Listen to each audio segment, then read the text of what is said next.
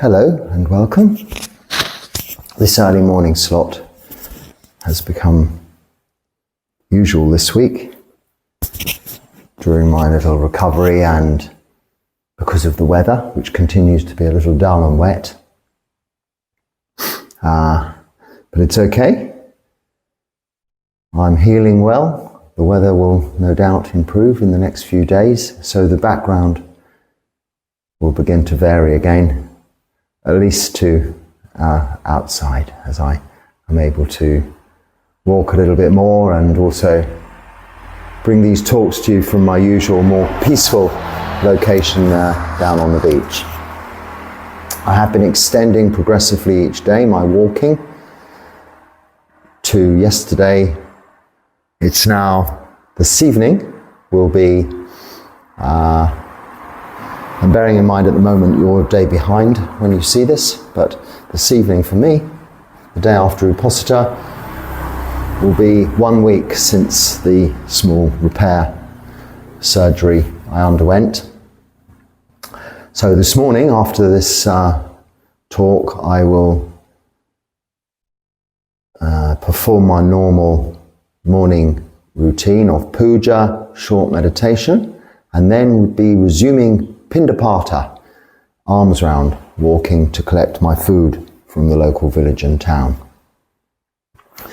If you're not sure or familiar with this practice, then please search on this channel, English Buddhist Monk, Pindapata, or arms round, spelt as it sounds, and you will see videos all about that, how it goes on. I will be also referring to previous videos with the most frequently asked questions. Those about, for instance, why I became a monk, how I become a monk, is coffee a stimulant, is coffee an intoxicant, or how dare you, you wicked monk, drinking coffee? Those kinds of questions. I've spoken on that subject many, many times, and therefore I will just put the link in my reply. So you can ask these questions, no problem at all. I don't expect people to have watched over like 1,000 or whatever videos it is. It's no problem for me when you ask these questions to reply with the link to the relevant video, if I can find it, or just to some extent, if you look at the channel, you can probably assume, if there's not a frequently asked questions section, as one has on many websites, I think, these days, that there will be frequently asked questions. And if you think maybe you are asking one that is frequently asked, just type in English Buddhist Monk and your question. I'm sure the answer will be there. So that's that. Now we'll get on to some frequently asked questions. This one isn't so much. Actually, it's not actually. But it's a useful one. It's kind of interesting. May I ask Bhante, do you use the mala hanging on the wall for practice? And if so, how is it used? What is practice, eh? Sila Samadhi Panya, keeping moral virtue, Samadhi meditation, and Panya developing wisdom, or wholesome mind states reducing unwholesome mind states. This is my practice, and to some extent, yes, I do, not so much these days. Techniques we use in meditation to assist meditation, like firstly in beginning, counting the breath. Again, look at this recent video, how to swim is like learning meditation, that I've spoken of how we use some supportive practices initially, or supporting aids to assist our practice initially. As we begin to meditate, we may watch the breath, and in order to keep our minds on the breath, count the breaths. Now, when you become an advanced meditator, you may not even at first be sitting down to observe the breath, because you have been establishing this mindfulness practice of breath during your daily activities. and your attention is already aware of the breath, and you can simply slip into samadhi with ease. But this is as you develop in the practice. But at first, yes. Now, in terms of this mala, I made this. I ordered some beads, 15 years ago or something like that. I ordered some beads, sandalwood beads, put them on a string, 108 beads, put them on a string, and called it my mala. So it's just a string of beads, sandalwood beads, with some little glass beads interspacers every, 32 beads? 2, 4, 6, 8, 3, 6, 9, 10. Yes, which makes 108 beads, not including the spacers. So 3 spacers, 3, 6, 9, 10, 4 spacers. You have a guru bead too, one is the middle. Anyway, Google how to make malas, it's very easy. Put a load of beads on a string, and what you use it is like an abacus, you use it for counting. That's how I use it. Some people have many more magical ideas about the use of a mala. It could be magical because it has been to the 4 holy sites in India. After it was made, I took it with me on my pilgrimage to those 4 holy sites of Lumbini, where the Buddha was born, of Bodh Gaya, where he became enlightened, of Sarnath, where he taught the first teachings of the 4 Noble Truths, in the Dhammacakka Sutta, that can be heard, Sarnath near Varanasi, and then finally Kushinagar, where he attained to Parinibbana, where the Buddha died. Those 4 holy sites have erected at them Ashoka columns. King Ashoka came sometime after the Buddha, a few hundred years, couple of hundred years after the Buddha, and was very much a fan of his, a devotee of his, and a pundit for Buddhism in general, especially its harmless nature. He was a very violent, conquering king, but renounced all of this violence, his armies, his weapons, for the peace and tranquility of Buddhism, and then determined to spread Buddhism throughout the world. And he did a good job of it, because India is a very big place, and he spread it throughout India. Oh, I forgot that alarm again that goes off in case I didn't wake up at 3 a.m. It goes off at 4 a.m. or something.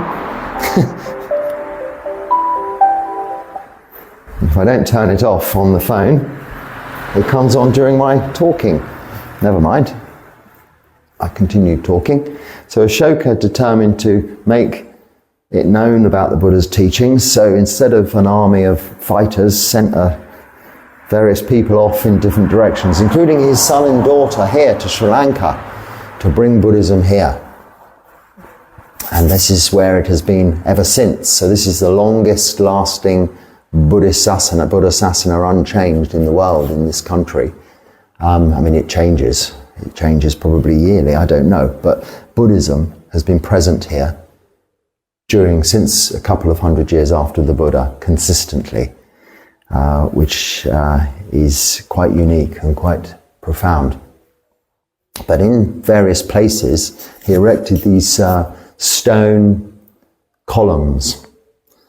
I'm not sure what stone they are, but they're still there now, more than 2,200 odd years later. So they're a good stone. Some of them are a bit broken.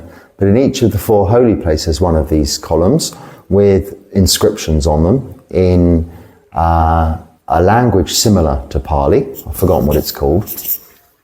But anyway, the inscriptions aren't words of the Buddha, they're his words, but so I'm not sure what they are. But they do signify they're markers for these exact places, so you can identify them. So I thought, well, I have my beads, and being very new to Buddhism and a little bit of a seeker, a spiritual person, hadn't really got to grips with the fact I could have just stayed at home to do all of this. I didn't need to go to India. But it is lovely if you get the opportunity to go to these places, a wonderful experience. I thought, well, I'll put these, they're not so easy to get to because they're fenced off, being World Heritage Sites, but these columns are particularly protected. But I managed to either ask a monk to do it, or get a child to climb over the railings and put my malas on the columns for some time, I leave them there for a few hours whilst I meditated near the columns, and rub them on the columns to try and bring some of the energy.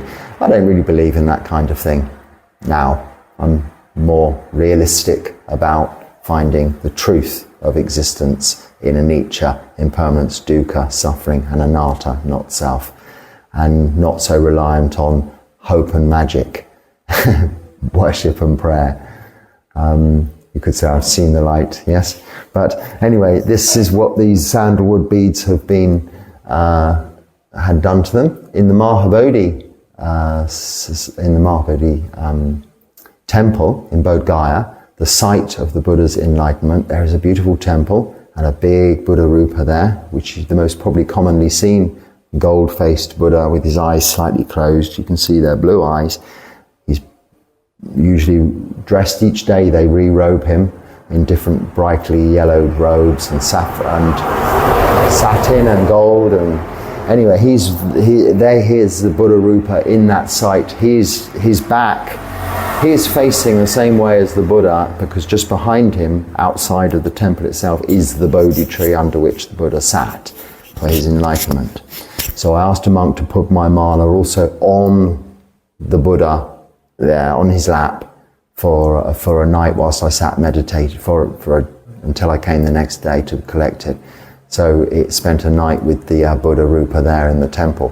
So if you are attracted to that kind of provenance with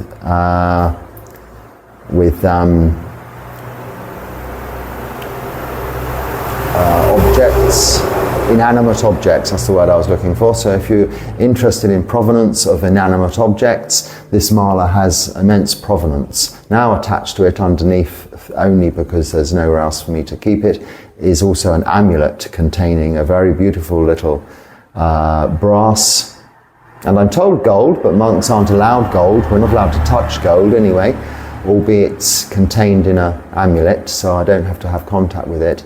Buddha Rupa, that a very kind Upasaka and friend of mine in Thailand gave me many years ago, under which is a vial, a glass tube anyway, whatever it's called, with some relics, which are the dhatu relics, is Pali dhatu, of a highly attained Arahant monk who died many years ago. I don't know his name, but his remains are in this little, or some of his remains are in this little tube in that amulet. So it has all kinds of magical wonders and properties, I'm sure. Hence, it goes everywhere with me. Hasn't done me any harm, put it that way. So we can have our little fantasies and ideas. So do I use it for practice? The practical purposes of it are, if I'm chanting and I make a determination, an adhitthana, to say chant on the Uposatha night or on the New Year or something 108 times, Itipiso Bhagawa, something like this, 108 times, I use it for counting that.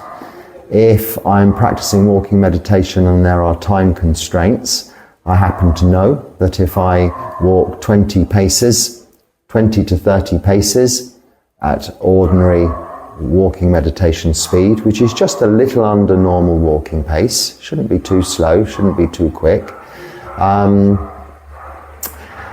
up and down for 180 times, that way one, that way two, that way three, 108 accounts for about 15 to 20 minutes. So 108 times 3 is about 40 minutes walking meditation. So without having to look at watches, clocks, listen to alarms and bells, which I frequently do not have access to when practicing in this way, I use it for making sure I'm not late for something and get too much into walking meditation so as I'm late to miss dana offering or chanting or my meal or something like that. It's also something to have in your hand as you're walking back and forth and counting, so you know as you get to the Guru Stone, which is the marker point of 108, that that's another 108 ups and downs. Not to be thought about, but to just, again, reaffirm the determination. So nothing magical. I don't use it for sending magical matter around the universe or any of this stuff. I use it simply as a practical. I do have a long story of when I lost my phone on a desert island living near Cambodia, how I used it for my calendar in order that I didn't miss my return flight.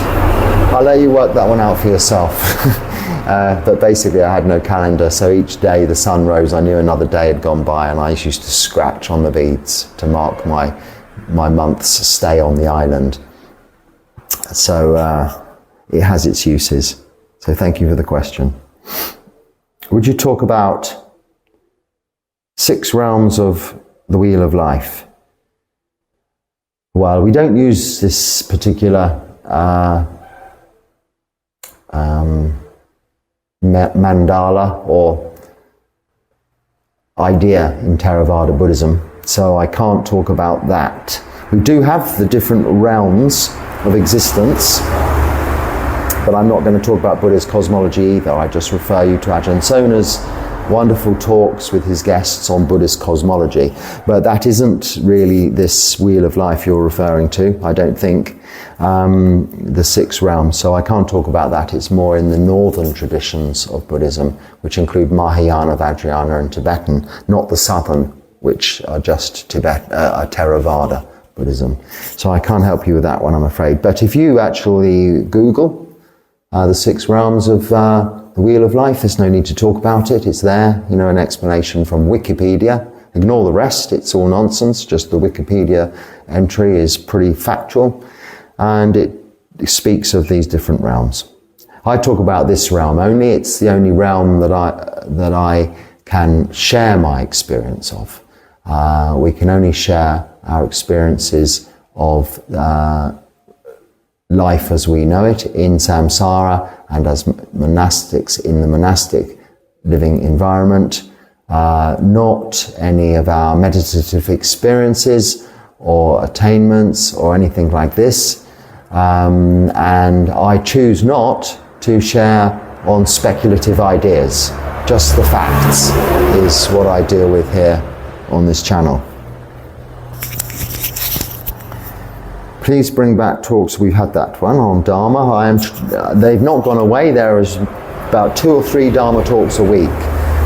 In addition to that, not instead of that, are probably 2 or 3 questions and answers talks a week.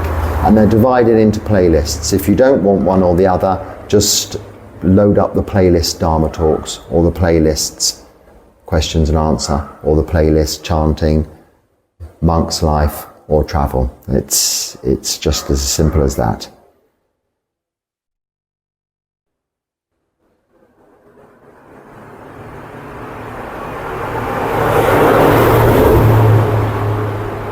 Okay, so also another comment about repetitive questions. Well, there's nothing wrong. You can't be expected to know what questions have been asked previously. There's no problem with repetitive questions. That is my responsibility, to learn how to not get too involved by repeating the answer, but to kindly and informatively direct people to the right place to find the answer I've already given. So yes, that is my responsibility, not anybody's fault for asking the same question. I have asked the same questions that have probably, of monks, myself, I have asked my teachers the same questions that have been asked probably for 2,566, 67 years since the Buddha, countless millions of times. So how can anyone else be expected to, the question doesn't get asked once and it's answered, that's it. You have to learn. Children in school, how many times do they ask the same question of teachers? Teachers don't mind, that's their job. But of course you don't want to watch the same questions over and over again if you're a regular subscriber. But we can assist by directing, as people do in the comments, people to the correct video. And where possible, I try and share that link also. Where are you, monk? Oh, Sri Lanka. I think I'm seeing some questions here that I've already answered. Is there rebirth? Yes. please go to the video. English Buddhist monk, rebirth. You'll find I've talked about it many, many times. Hey Bhante, what do you think of the book The Mind Illuminated by Culadasa? Well, I don't think of it at all because I haven't read it. So I don't read books just for the sake of reading books. I read the suttas when necessary for a reminder, reference, including the Vinaya Pitaka, the Sutta Pitaka. I don't even reread or study the Abhidharma. I'm not interested in that part of the Tripitaka. So biographies of highly attained monks, I think probably, unless some new ones come out. I may have read those now. These are things that are useful aids to my practice in this Theravada tradition.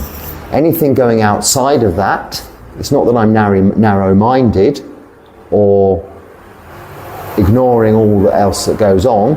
Before I ordained, long before I ordained, before I took upon this practice within Theravada Buddhism, I travelled all over the place. I went to the Buddhist holy sites on this pilgrimage. I researched thoroughly all the different traditions of Buddhism before deciding on this one. And only after many years of practicing this one, continually researching the others in the background and reading such books and things, alongside, I decided now to focus my practice and attention in this direction only, and my practice of Sila Samadhi Panya. So I don't read other books, there's no need to. So many people, you should read this book, and they offer me and give me the book, and I gratefully accept it, and then usually sometime later will probably give it to someone who spots it on the table and finds it of interest. Say, you please have that. Because I'm not going to waste time reading lay people's speculative ideas about this and that and the other, when the Buddha, our teacher, has already laid it all out very clearly before us in the suttas.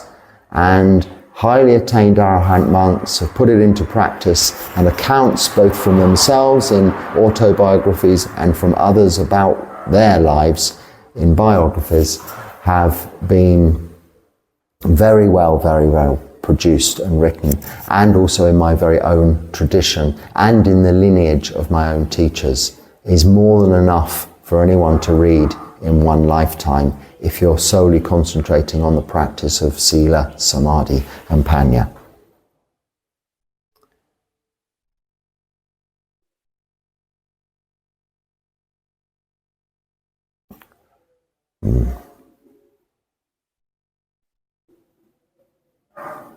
So I'm struggling to see this. My new reading glasses, I've missed the delivery yesterday. Apparently I must have been on one of my walks. I don't have any notifications on my phone, so I have to go to the website and check. I thought, oh, those glasses should have come by now. Anyway, I checked, and they did come yesterday. But the neighbour, who's usually outside all of the time, may not have been there yesterday, so they're going to try again today. So to read this whole question, it sounds like you're from India and you're 22, you want to become a monk. Whole background story there on problems of samsara. Well, I know, that's why I'm a monk, so I fully appreciate that. If you are in India, and forgive me if I'm mistaken on that one, I'm having to read between the lines to work that out. If you want to ask questions about becoming a monk, please say where you're from, or email me if it's private, because I can't direct you around the world. You know, it's a big planet. If you're in India, I can send you to the right place. If you're in England, I can send you to the right place. If you're in Russia, I have no idea where to send you, but I can tell you I don't know.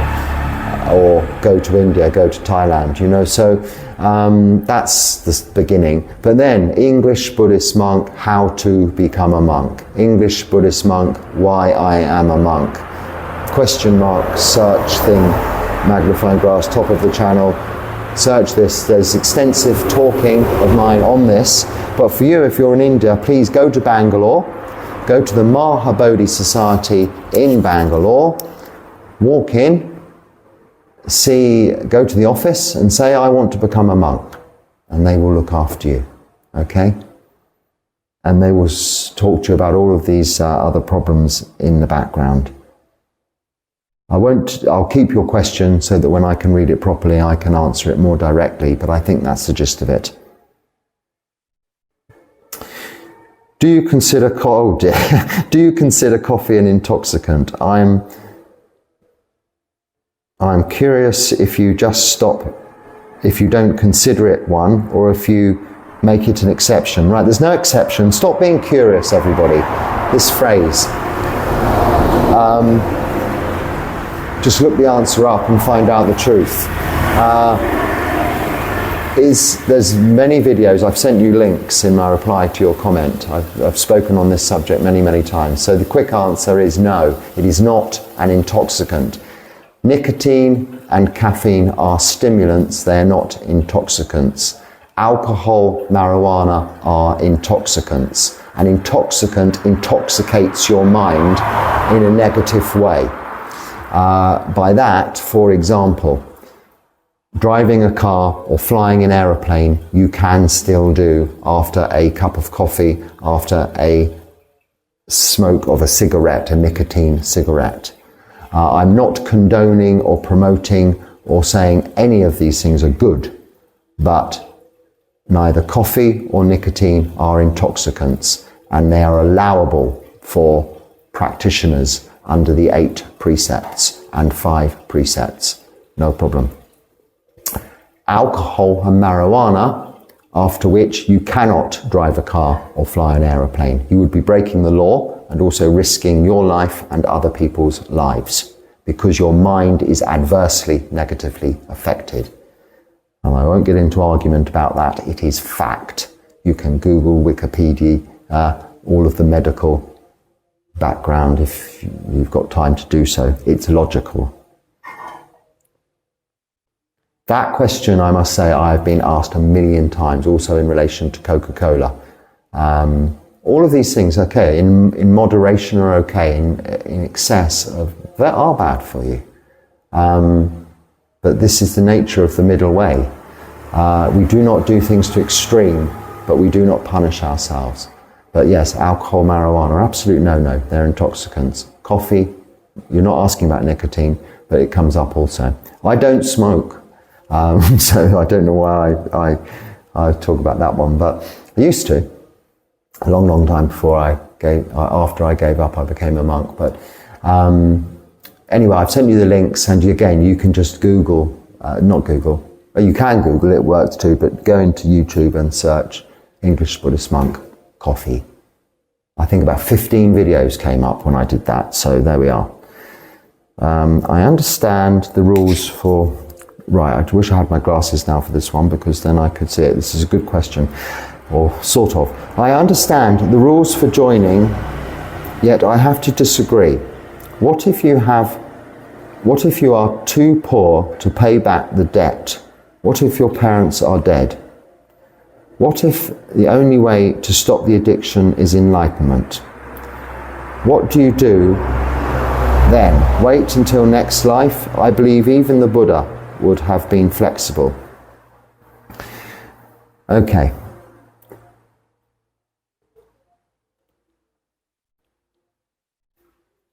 Right, if you're too poor to pay back your debts, if you have debts, you cannot ordain. You stay in the lay life. You work and you pay your debts off. If you actively practice renunciation, you give up drinking, smoking, music, going out to clubs, restaurants and all of this stuff, lead a very simple life, you work hard. Not only is this beneficial for your meditation practice because you're focusing your attention on earning money, you can pay off your debts. Even if you work for minimum wage, as I had to. I had a very, very good career, but I had to work for a minimum wage for some time, which actually is very high in the UK. I mean, if you live in the UK, probably in normal circumstances, that's not going to be considered as such, but I was just living outside in a van, but working a job, only part-time, but on minimum wage. You can focused attention, you can pay off your debts. And yes, if you're not able to, then you will not be able to ordain. And maybe, yes, wait till the next lifetime. but it is possible. There would not be any monks, most people have debt, if this wasn't possible. It's part of the training. It's not easy to become a monk. Even harder is staying a monk once you are a monk. It's not an escape from life. This must be remembered.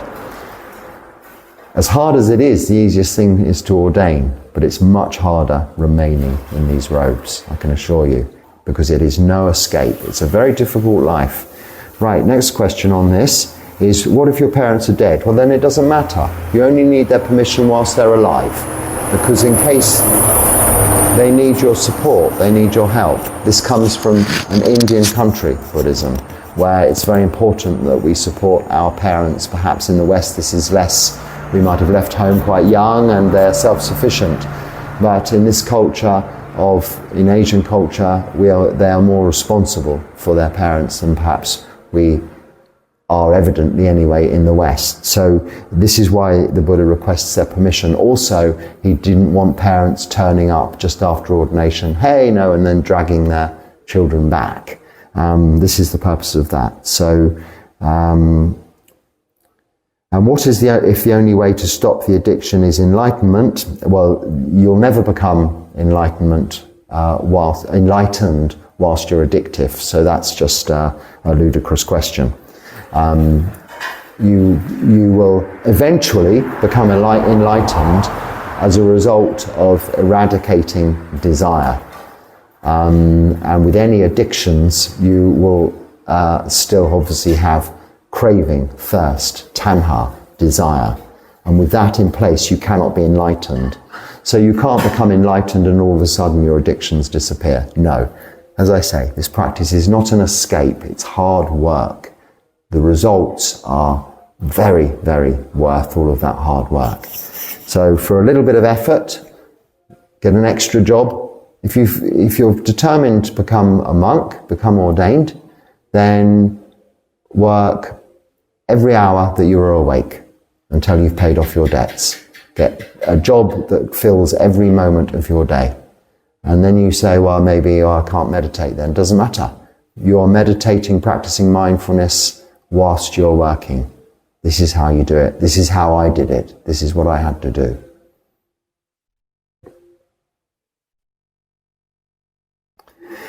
Right, this is a comment.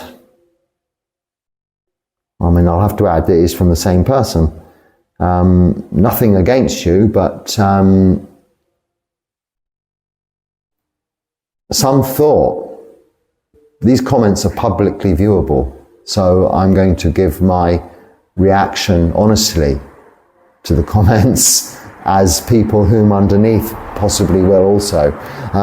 Anxiety is nothing. It's mistyped. It says notting, but I think you mean nothing. So forgive me if you mean notting or noting, but I don't think you do. You say anxiety is nothing, just a feeling, just observe it, noting. So just a feeling, just observe, nothing more. Anyone who is experiencing anxiety will have something very strong to say to you about that. Anxiety certainly isn't nothing. It is a very dilabating and difficult condition, both mental and physical. And you cannot say anxiety is nothing, and that just simply observe it and nothing more will help. That is just taking a very small part of maybe something I have said and out of context, or maybe someone else has said out of context. I would always have great compassion for anybody. We have all experienced anxiety, or maybe not. Maybe you haven't, the person who's made this comment. Clearly not if you think it's nothing. But it's a very big obstacle in people's lives. It is debilitating. It physically disables you. So, there is English Buddhist monk, anxiety, extensive talks on this subject, which are hopefully compassionate, sympathetic, and most importantly, helpful. Because anyone who's experiencing anxiety, even in a small degree, is suffering. And this is what the Buddha taught of suffering, the cause of suffering and the end of suffering, and the path leading to the end of suffering. So please don't go around saying that you wouldn't go up to somebody on the street who's suffering from cancer and say, hey, it's just your body. It's impermanent, unsatisfactory, and not you. Anicca, dukkha, anatta. What are you worrying about? It's just cancer. It's nothing. You wouldn't say that, would you? So please don't say it about other equally debilitating conditions. It's just unkind, uncompassionate, and it really isn't metta. I hope that's not too harsh, what I've said there. I don't mean to be.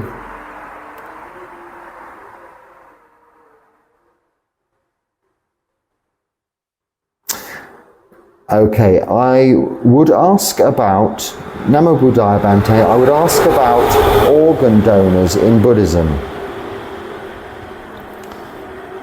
So you're asking about organ donors in Buddhism, but I'm not sure what the question is, because what about it?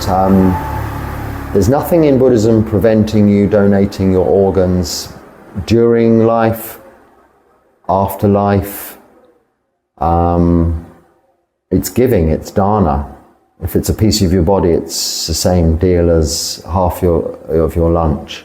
So I can't, and you please, if there's more behind that question, please ask me again. Feel free to make another comment and ask a more detailed question. But that's all I can say. There's nothing wrong with organ donation in any respect in Buddhism. The Buddha is a great person. Yes, I agree with that. And then another statement, the same comment, but he doesn't feel pain. And I don't agree with that. Oh, I do sound like a nagging person today, but the Buddha did experience considerable pain, especially towards the end of his life, in his 80s, having walked around northeast India teaching for 45 years. Very hard terrain, very harsh conditions. It is now, let alone then. Pindapata every day, which, I'm experiencing the pain and conditions of that before my injury, during my injury, and today probably after my injury. But the Buddha experienced terrible back pain, dysentery, all of these things. But he didn't let it hold him back in his practice. He did just then note it as just pain, like the previous subscriber was commenting with regards to anxiety is nothing, it's just that. What the Buddha was able to do, because he was the Buddha, a fully enlightened being, was to say, Ananda, he says in the sutras, Ananda, I'm experiencing extreme back pain, please you take over the talk now. And he would go and rest. So the Buddha did experience pain. Now, in parinibbana, without that body he was using, of course not. But we don't know of nibbana ourselves as yet. Maybe even if we've had a glimpse of it, we haven't experienced the permanent cessation of parinibbana, that of an arahant after death, no more rebirth yet. So, of course, we cannot know of the Buddha's current condition. What about all Buddhist rituals? Well, I'm sure I've talked... Oh, it's that same questioner. What about them? Take them or leave them? I will... I think, again, English Buddhist monk, rites and rituals. It's all there. I've spoken of it many times. Next question. I'm suffering of underground magic. What to do, please? Oh, I'm sorry to hear about that, but I don't really know what underground magic, like black magic maybe. Please email me with more details as to what it is that's happening to you, and I'll happily try and help you. No problem at all. But maybe you won't want to put the details of what's happening to you in the comments, in which case you can email The email address is in the description under the video, but it's just englishbuddhistmonk@gmail.com. englishbuddhistmonk@gmail.com. Anyone with private issues can email that email address, englishbuddhistmonk@gmail.com. And maybe give me some more detail and I can help. Well, and I think that's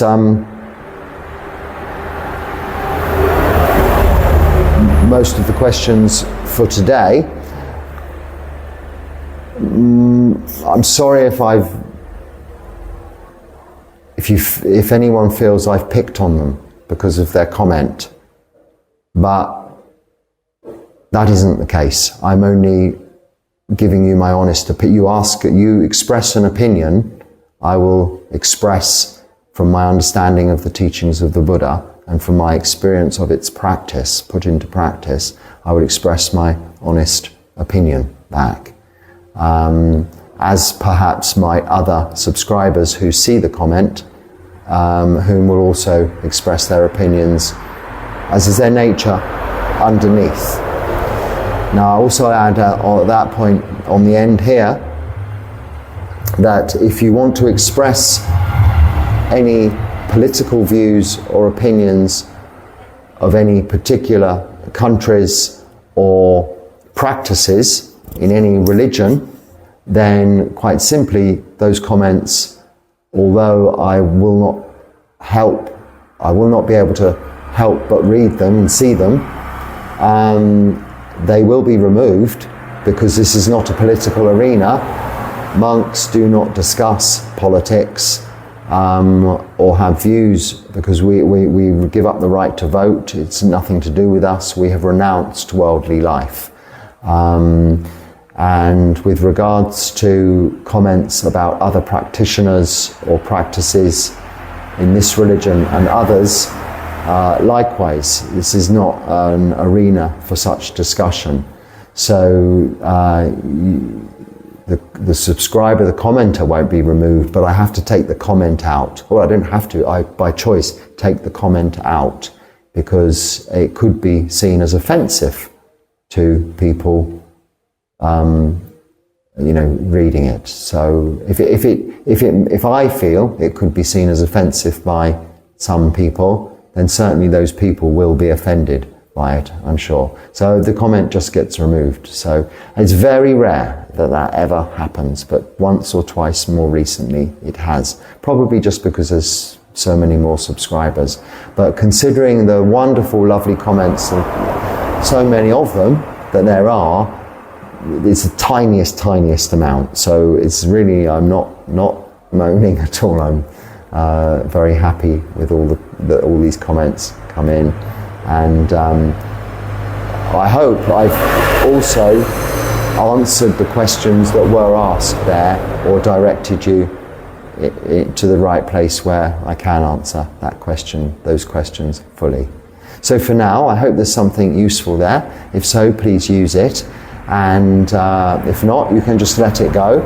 And by the next coming week, I'm hoping with the improved weather and continued healing, these talks will become a little bit more like they were, a little bit more lively and a little bit more sunny in the background as we continue into this new year with all of our hopes, or not so much hopes, our determinations, our adhitanas, our determinations to become free from suffering in this lifetime on our path happily towards Nibbana. Sukhi Hotu.